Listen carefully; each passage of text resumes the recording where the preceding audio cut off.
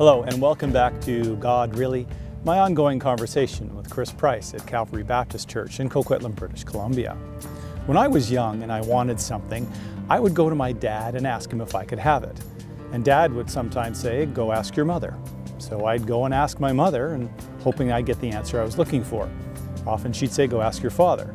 Well, what I would do is I'd play the two of them against each other until I got the answer that I was looking for. Now, I find the analogy very similar to Christianity. When we look at the Christian religion, we've got Catholics, we've got Presbyterians, we've got Baptists, we've got Protestants. We've got a whole bunch of people who just can't agree, a whole bunch of mom and dads that each say something different. So I find people do the same thing. They'll run from one to the other, looking for the answers that they want to hear. And when they find it, they stick with it until the answers no longer make sense, then they'll run over to the other one. So I said to Chris, how can I even buy into Christianity as a whole if the group itself can't get its act together?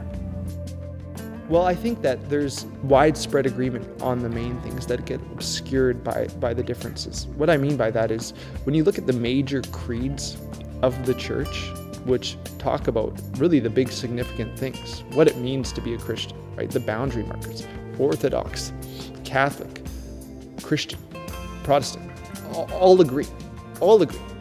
No problems. And so the Apostles' Creed, all these beliefs, really the core of the faith, the whole redemption narrative, creation, redemption, right?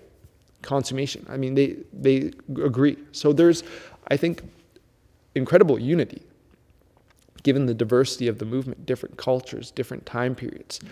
And that's often obscured by the differences. And there are, so I think there's differences on secondary issues and matters. And so, for example, a good one would be Genesis 1 and 2. Everyone believes that the triune God created all things out of nothing. Every Christian believes that. Doesn't matter. Catholic, Orthodox, Protestant. But then as soon as you talk about how, what's the best way to read Genesis 1? Well, there's some disagreement. There's a spectrum of opinions, which I think makes it fun and lively and makes us better by this in-house discussion. But we all agree on the main things in that narrative. God created, made man and woman in his image. We agree about, what that means for the most part. And so if someone's investigating Christianity, I like to borrow an example from Tim Keller where he talks about Christian doctrine as a pool. And he says there's a deep end. And if you dive into the deep end, you're not going to get scraped up. And the deep end's really the things that we all agree about. Jesus died, Jesus rose, he's coming back. I mean, these are things there's widespread agreement.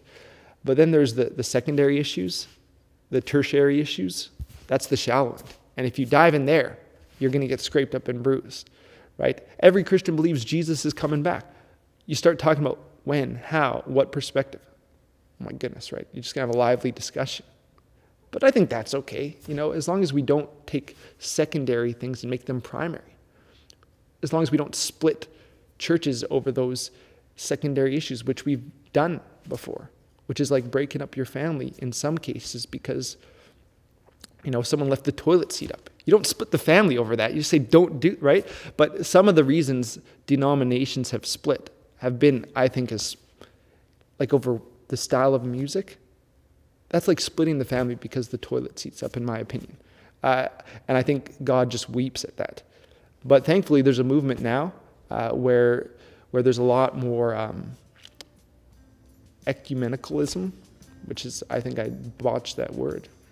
But it means, hey, we're getting along, So I work with a lot of people from a lot of different denominations. And we don't really have problems, to be honest. We agree on the main things. So... but I mean, it is still a sad thing. Jesus prayed in John 17 that my followers would be unified. And often, we've split and fought and been idiots.